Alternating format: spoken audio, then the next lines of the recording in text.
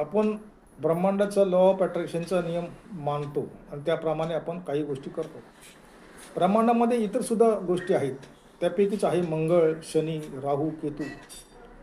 तुम्हाला घरातून कोणतीही गोष्ट करण्यासाठी विरोध होत असेल, प्रेमाचा विषय असेल, उद्योगाचा असेल किंवा इतर कोणती गोष्ट करण्यासाठी विरोध होत असेल, तर तुम्ही राहूसाठी एक ॲक्टिव्हिटी करा.